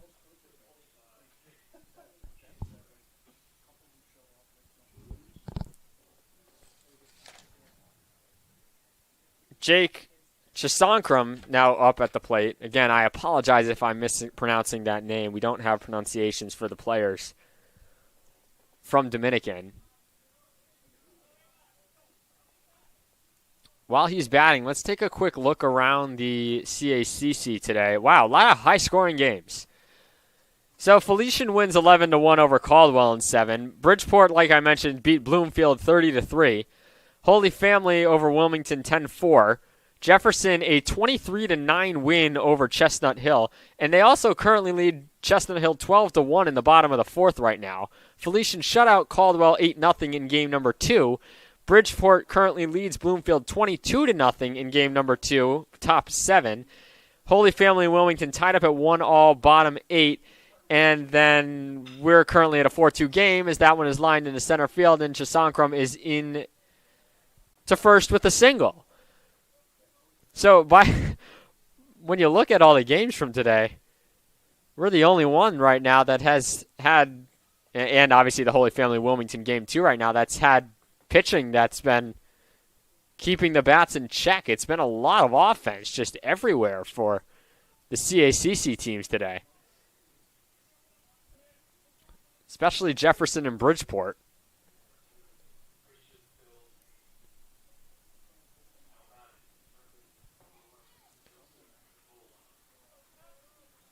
Looks like we had a pinch runner as well. I've just gotten the tennis scores as well, too. Get you those in a minute. That one's in there for a strike to Coppola. Thought I heard a pinch runner also get announced at first. but I cannot confirm because I can't see the number. Yeah, it does look like that's a pinch runner. It is number 2, Christian Philame. Again, apologies if I mispronounced that. The Jefferson final score is that one is swung on and missed. It's fouled. Runner will have to go back to first. The finals from tennis post falls 6-1 to Jefferson. So they fell 7-0 the other day to Jefferson, 6-1 today. The lone win came in the singles number 6, Ivan Kochanov, with the sweeping victory in that. Otherwise, post was swept across the board in 2 sets. They did win a doubles match as well.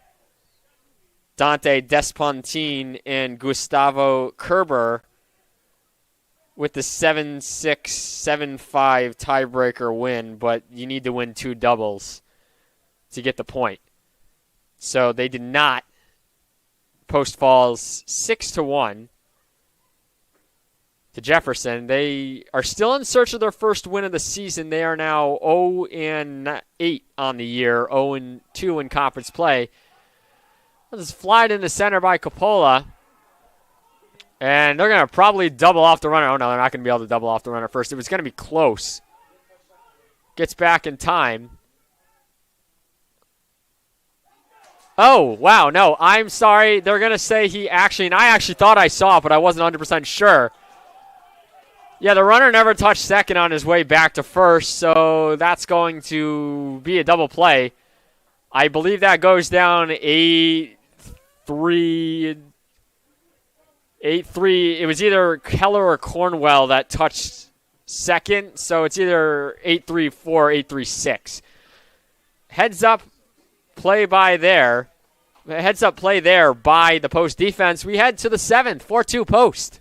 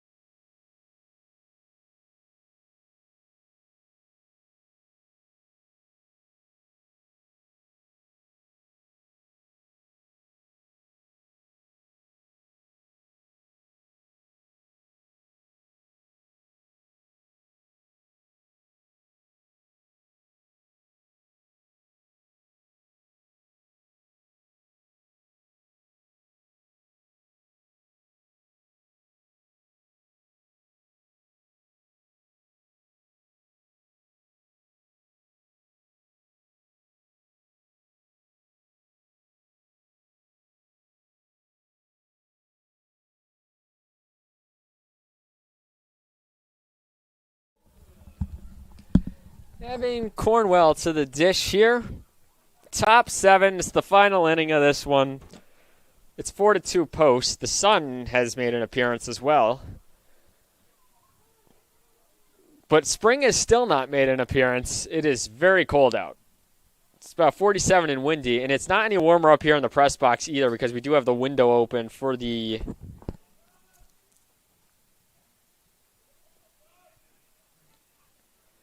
camera that you're seeing there.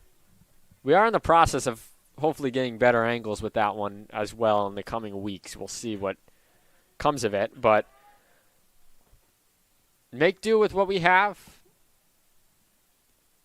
As you're enjoying some Post baseball here on a Saturday night, the final games of the day for Post Universities. That one is low for a ball. 2-1.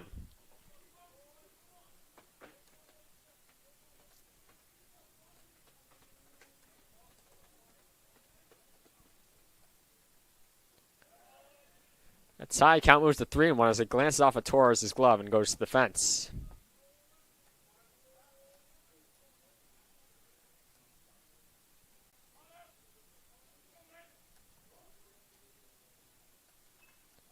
Cornwell fouls that one off. Looks like he was trying to check his swing, and the count will go full. Leak still on the mound, trying to go the full 7. Thinking Holligan might go out there for the 7th, too. It would be, I don't want to say wise, but it would be the best case if you're Coach Scold's team to have to avoid using the bullpen at all, as Cornwell is down on strikes, 1 away.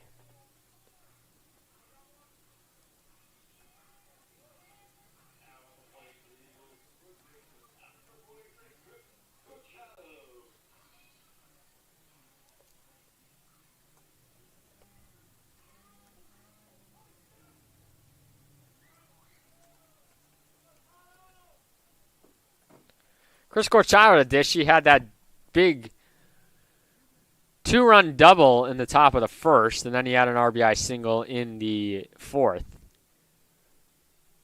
to help Post get where they are now, 4-2 lead.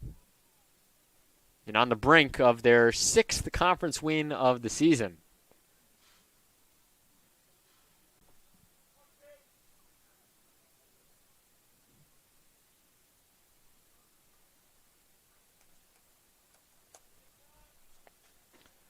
That was low in the dirt for a ball. The count moves to 2-0.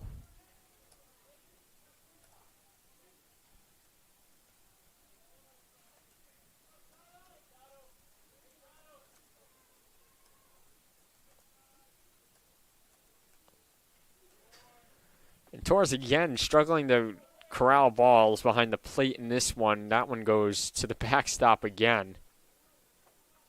Numerous balls today have gone to the backstop in this first game. With him behind the dish. That one's in there for a strike. Again, 7-inning game. Post is the away team. Dominican will have last licks as long as Leak can retire the side here. That one's in there for a strike. Count 3-2.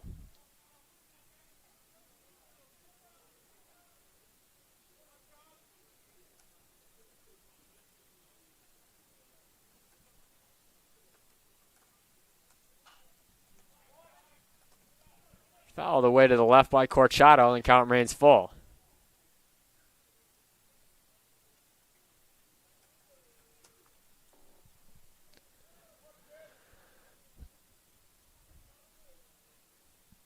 Leak has pretty much settled down as Corchado's going to chop that one over to second. That's going to be deep and hard to throw over, but it'll get over to first for the second out of the inning. That was Bongiorno. Over to Vasquez, who took over the first base duties after a myriad of changes throughout this game. Miles Vasquez is now at first.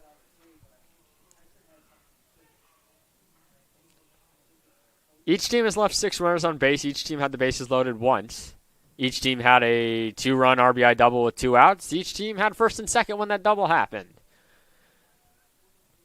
4-8-0 across the top for Post. 2-6-0 across the bottom for Dominican. Again, we'll play 9 in game number 2. That one just a little upstairs. Count goes to 1-1.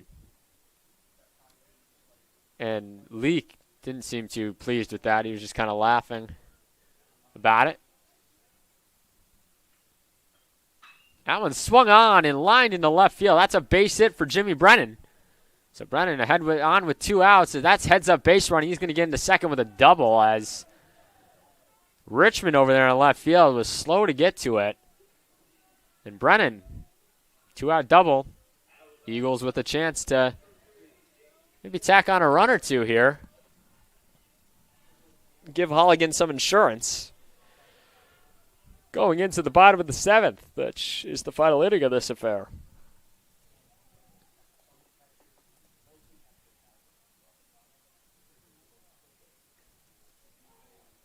It's in there for a strike to DJ Karen.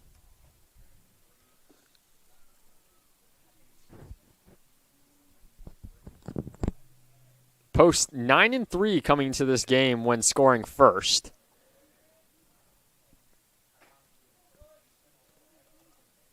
It's off the plate for a ball. With a win, they would move to 10-3 on the year when scoring first.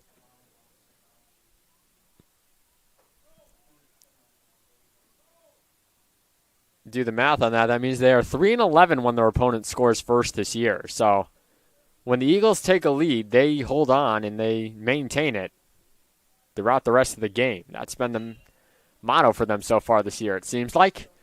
No one's fouled away.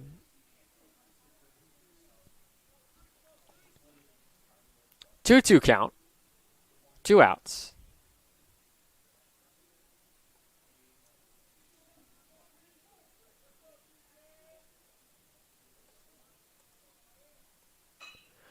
Chop towards the middle. No play going to be had there. Brennan's going to have to slide back into first. That was chopped very deep into the hole, and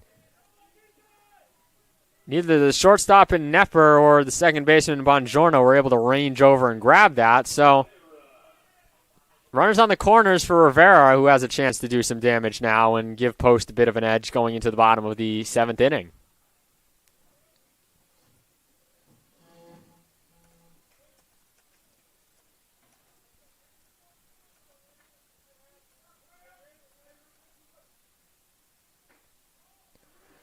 It's outside for a ball to Rivera.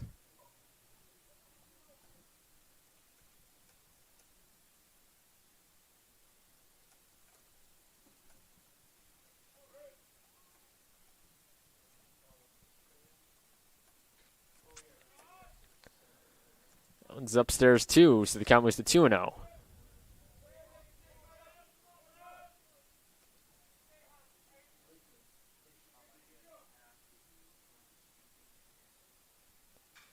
Rivera fouls that one back, and it moves to 2-1. Leak trying to get out of this inning without giving up any runs, give his team a better shot to try and make a comeback here at the end of game number 1. Pitches in there for a strike. Now, that won't go down as defensive indifference because they were trying to cover, and I know why Torres didn't throw it down to second, because then you risk Brennan going for home. So a heads-up play there by the catcher. 2-2 count. Rivera fouls that one off, and we'll do it again.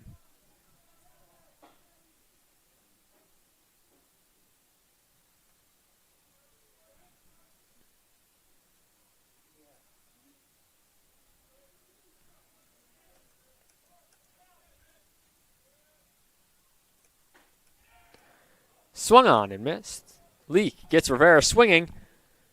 Last licks for Dominican when we come back here on the Nest Network.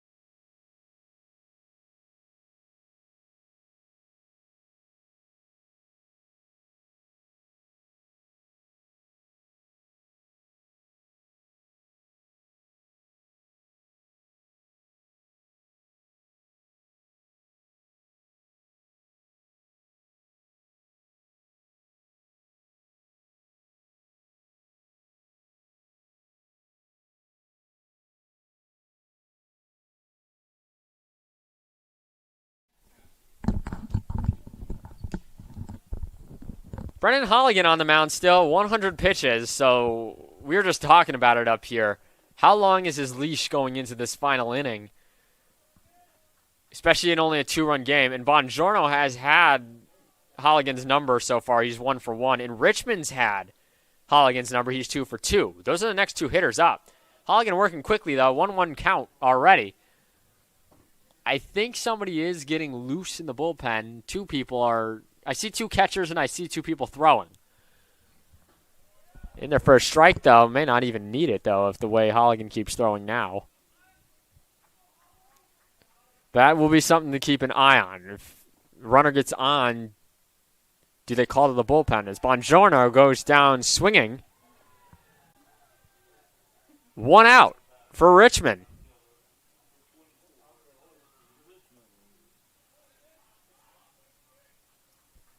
Eagles 2 outs away from winning game number 1 of this doubleheader.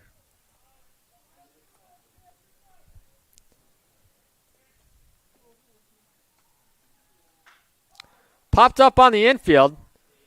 Going back to get it is Keller. Oh, not good there, as that one's going to fall in, and that's going to be a double. I apologize. That is not Keller out there. That is Onofrio. John Onofrio is at second base now. So John Onofrio not able to go back and backpedal on that one. It kind of fell into no man's land, and Richmond on second with a double. Tying run now at the plate with only 1 out here.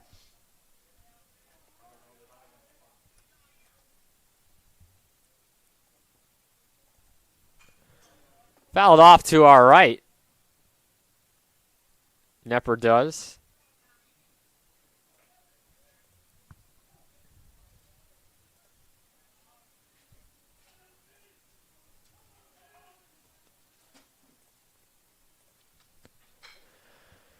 Chopped on the ground by Nepper. Cornwell goes over to get it. Fires. Not in time. That'll be an infield single. And now Dominican threatening with 2 on and 1 out for the heart of the order coming up.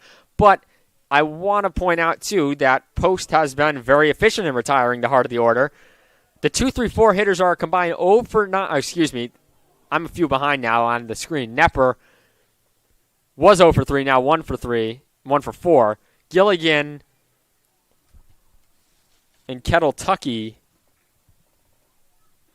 0 for 3 and 0 for 3. Torres 1 for 3. But that's going to be it for Holligan.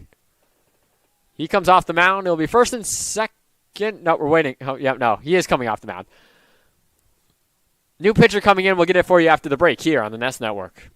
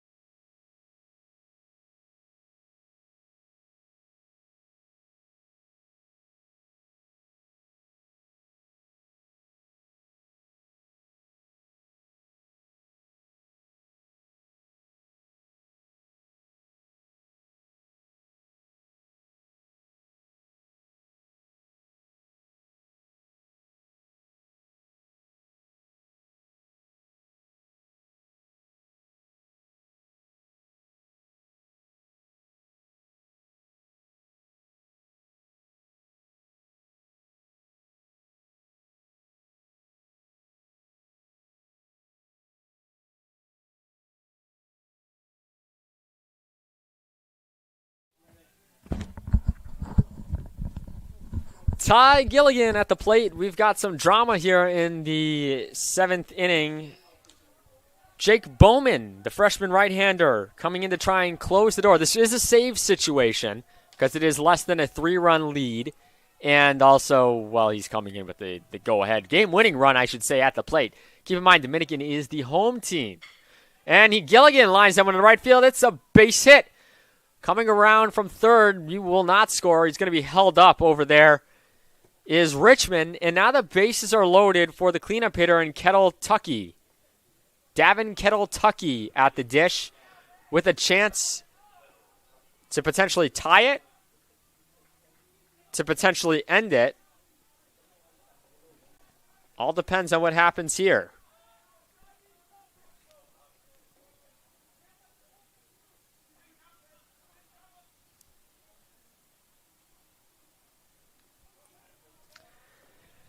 Bowman gets set, ready, fires in there for a strike in the outside corner.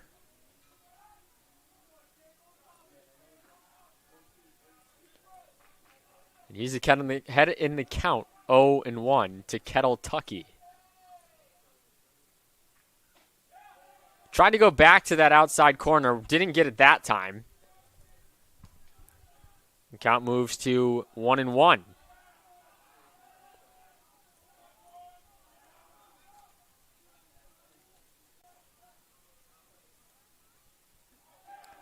It's in there for a strike on the bottom half of the plate, and Bowman, a chance to get the second out of this inning. That would be a big second out.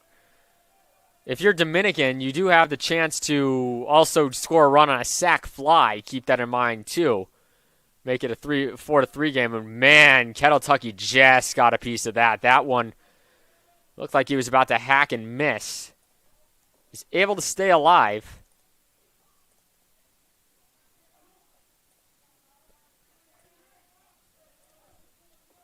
Step back in with a 1-2 count against Bowman.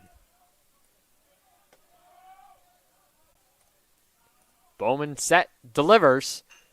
Chopped over to Bowman. He's going to throw over to first. Gets the sure out there. I mean, it was a play to any base, but Richmond scores. So it's 4-3 now. And now both runners are in scoring position for the potential game-winning hit in Torres, who's at the dish now. Joseph Torres 1 for 3 on the day with a hit. Single. He scored once as well. A big pressure situation for Bowman here in a 4-3 game. Can he close the door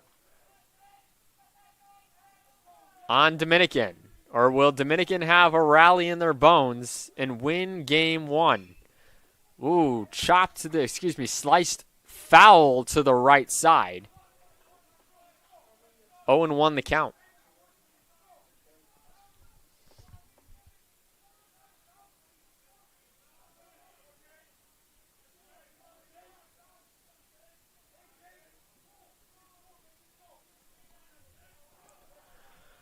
Bowman 2 strikes away from getting out of this. Low for a ball, 1-1. Important to note, too, he does have a base free that he can work with. He can work with that play with the runner getting on first because there's only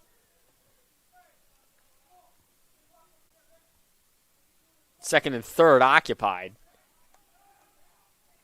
So the Eagles still have some options here.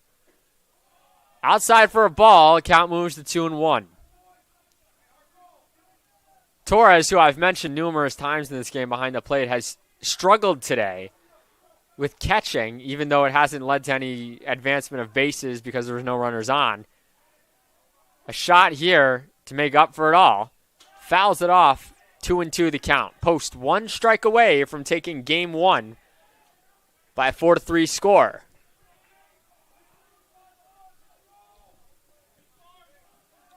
Jake Bowman. 2-2 count. He does have a pitch to waste here, keep in mind. But looking to end it here. Bowman sets, fires, got him right over the plate. Then they're going to tag him out. Brennan spikes the ball. Bowman gets the save. Post University. What a big finish for Jake Bowman. Gets the final 2 outs. And Post wins game 1, 4-3, after Brennan Holligan's great performance for the first 6 1/3 innings. Bowman shuts the door on the Chargers. Post has now taken 2 of the first 3 games against Dominican. We'll be back here in about 30 minutes or so for game number 2.